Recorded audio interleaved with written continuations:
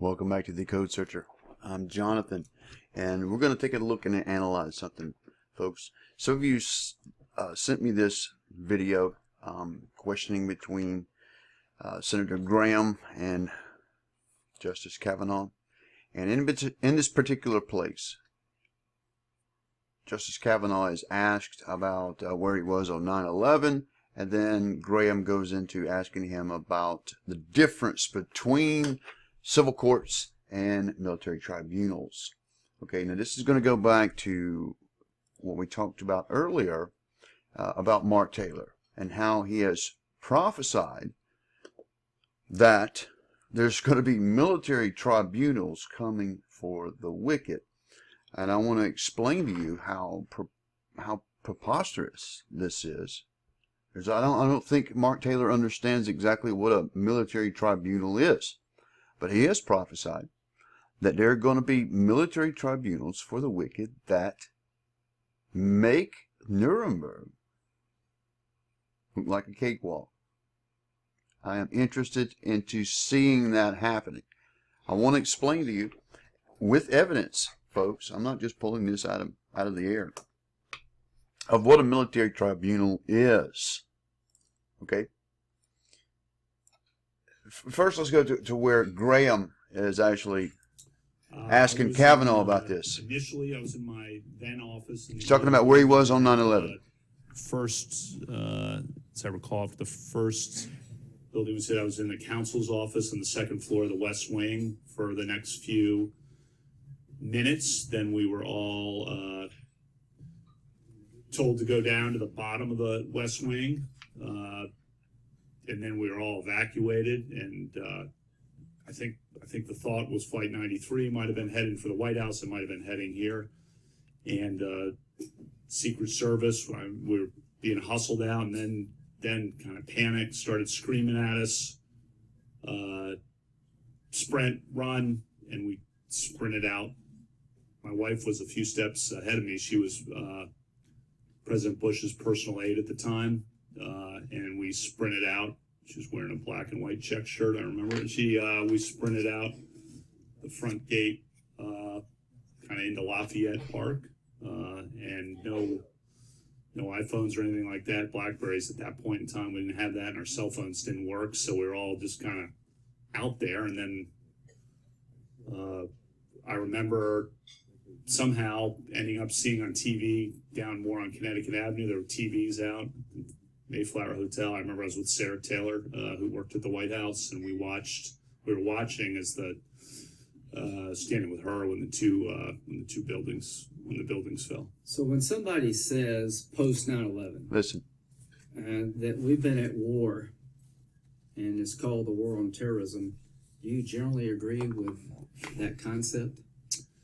now listen to what he asked him. Post 9/11. Are you in agreement that we are in a state of war from that point on? Key word is war. I do, Senator, because Congress passed the authorization for use of military force, which is still in effect, and that was passed on September 14th, 2001, 3 days later. Let's talk about the law in war. Is there a body of law called the law of armed conflict? There is such a body, Senator. Is there a body of law that's called basic criminal law? Yes, Senator. Are there differences between those two bodies of law? Yes, Senator.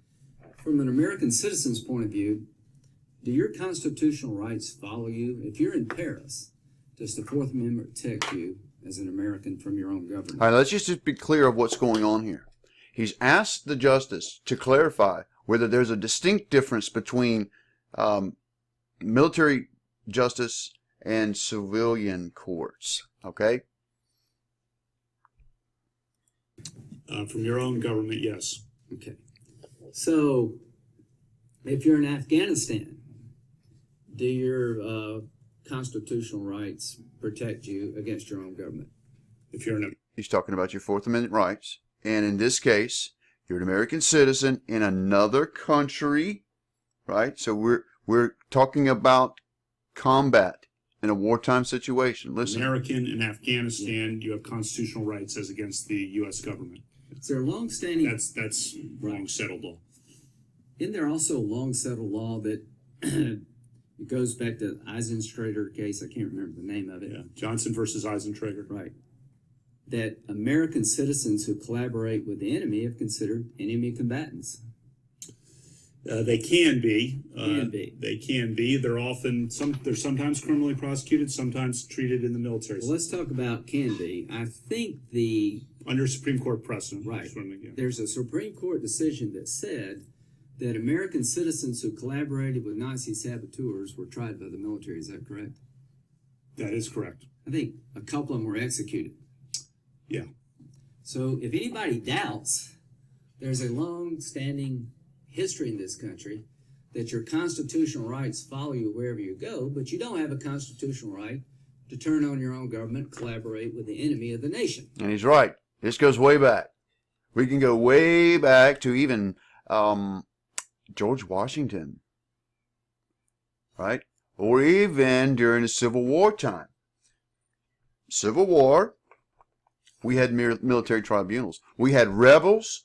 We had people who were considered criminals in the fact that they seceded from the federal government and formed their own government. They were rebels. You understand? So there were military tribunals all through the Civil War.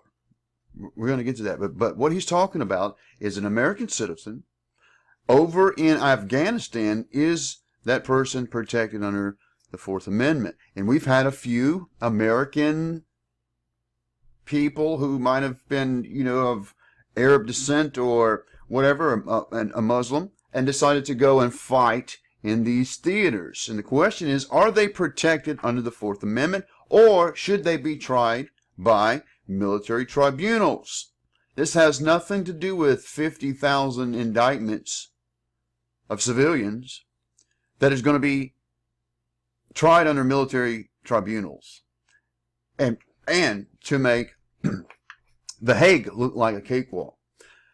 Mind you, The Hague and the tribunals that took place at that time was convicting murderers who murdered millions of people in the gas chambers. Okay, so these tribunals are going to make this look like a cakewalk. Keep in mind, military tribunals only apply to military combatants.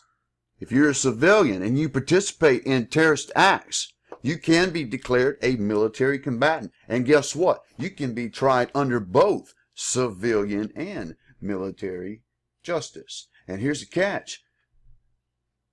No double jeopardy for you. If you are tried and found innocent in a civilian court, you can still be tried in a government court as an enemy combatant of the state, a traitor. If you're a former member of this state. Now, we need to go back to John Wilkes Booth. Here's an example. Everybody's familiar with what happened with John Wilkes Booth, right? The assassin of Abraham Lincoln. Well, there was a conspiracy that took place. And all of this is during a time of war, right? A civil war. And if you go all the way down to the bottom, to what happens, you'll find that John Wilkes Booth was actually killed. But the conspirators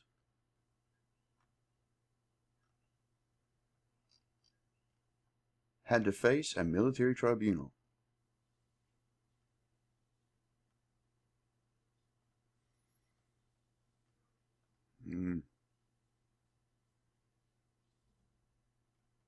Where is it? Should have had it on here before I even did this video.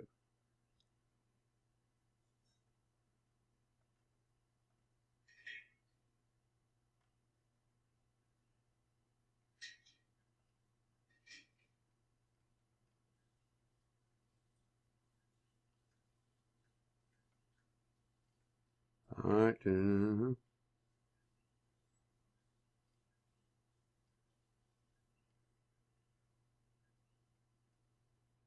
There it is. 8 others implicated in Lincoln's assassination were tried by a military tribunal in Washington, D.C. and found guilty on June 30th, 1865, and they were executed. Okay? So these were enemy combatants, rebels, and they were accused of conspiracy and aiding John Wilkes Booth in the assassination of one Abraham Lincoln. All right, so let's go look at what military tribunals are and who they apply to. Military tribunals in the United States are military courts designed to try members of enemy forces during wartime. Operating outside the scope of conventional criminal and civil proceedings, the judges are military officers and fulfill the role of jurors. Military tribunals are distinct from court-martials. Military tribunal is an inquisitorial system based on charges brought by military authorities, prosecuted by military authority, judged by military officers, and sentenced by military officers against a member of an enemy army. The United States is made of military tribunals or commissions. Rather, they rely on a court-martial within the military justice system during times of declared war or rebellion.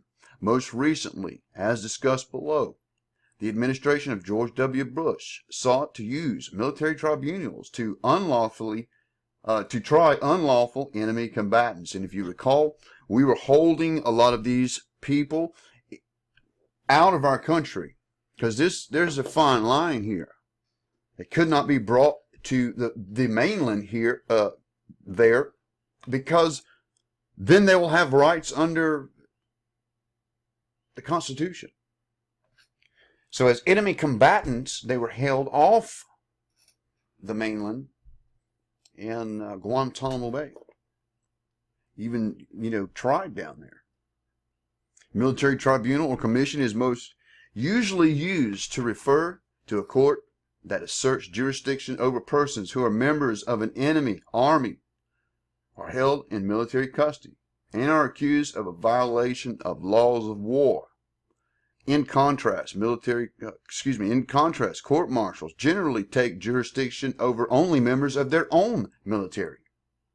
Military tribunal or commission may still use the rules and procedures of a court-martial, although that is not generally the case. Military tribunals also, generally speaking, do not assert jurisdiction over people who are acknowledged to be civilians who are alleged to have broken civil or criminal laws. However, military tribunals are sometimes used to try individuals who are not affiliated with a particular state's military, who are nonetheless accused of being combatants and acting in the violation of war. Folks, I don't care who says there are 50,000 indictments. I doubt that they are classified as enemy combatants. You understand? There will not be a military tribunal of 50,000 civil service workers, because that's what we're talking about, people who work in federal government. Civil service workers. Now, they can be tried under federal law. They're not protected. They can be tried. So let's not, blur what was going on with Lindsey Graham and, talking about enemy combatants, because there's still issues going on with enemies of our state because of terroristic acts that are still being held in Guantanamo and other places. They still have to be tried. Some are even U.S. citizens. What do you do with them? There's this question that's been up in the air, and they've been held all this time because nobody knows what to do with them. Okay? So, calm down. Military tribunals are not coming to civilians in the United States. It's misinformation. And I would really like to see how this prophet is going to get out of this one, because it's not going to happen. Just not. I'm going to put down at the bottom a couple of things like the link to this. This is California Law Review from 1924, and it basically outlines military tribunals and who it applies to, and it goes through a lot of things from the Civil War, and things that's when really they had to use the rule of law of war, is during the time of hostilities in our country has only been the Civil War. No other time. I don't think it's going to be anytime soon that we're going to be prosecuting civilians in a military court. It's just not going to happen. All right, so just wanted to clear that up for you guys. Shalom.